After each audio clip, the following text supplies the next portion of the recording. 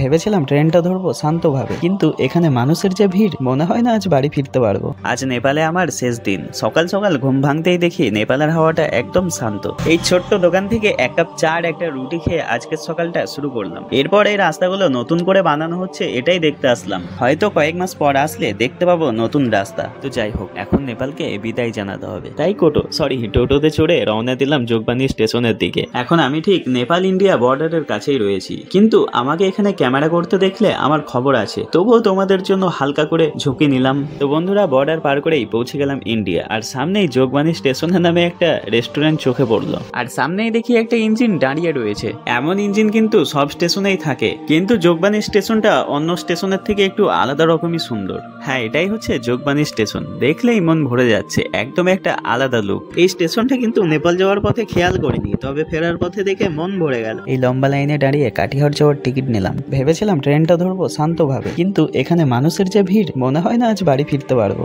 দেখো না, মনে হচ্ছে পুরো স্টেশনটা মানুষের সমুদ্রে ডুবে গেছে। আর এই ভিড়ের মাঝে সবার আগে ট্রেনে উঠে সিট খিঁড়তে আমি সহ অনেকেই উল্টো দিকে এসে ট্রেনের অপেক্ষা করছি। অবশেষে হুইসেল বাজিয়ে ট্রেন প্রবেশ করলো স্টেশনে, আর সিট ঘেরার আশায় কে আগে ট্রেনে উঠবে তারই প্রতিযোগিতা শুরু হলো। অনেক কষ্টে ট্রেনে উঠলাম, কিন্তু ভিডিও করার চক্করে সিট ঘেরা আর হলো না। সিট না পেয়ে রাগ করে নেমে গেলাম। পরে মনে হলো রাগকে ভাঙাবে, ট্রেনে না উঠলে তো বাড়ি ফেরা হবে না, তাই আবারও ট্রেনে উঠে গেলাম। ট্রেনে উঠে দেখি ভিড় এমন যে নিঃশ্বাস নিতেও কষ্ট হচ্ছে। এভাবেই ঠেলাঠেলি করে কিছুটা আসতেই মানুষ ট্রেনে উঠেই যাচ্ছে, কিন্তু নামতে কাউকে দেখছি না। কি আর করার, মানিয়ে নিতে হচ্ছে এটা ভেবেই যে পুরো কোচটাই এক ধরনের চলন্ত পরিবার। এভাবেই কোনো রকমে ঘাম ছড়িয়ে ধাক্কা খেয়ে অবশেষে পৌঁছালাম কাটিহার স্টেশনে। নেমে মনে হলো যেন যুদ্ধ জিতে ফিরলাম।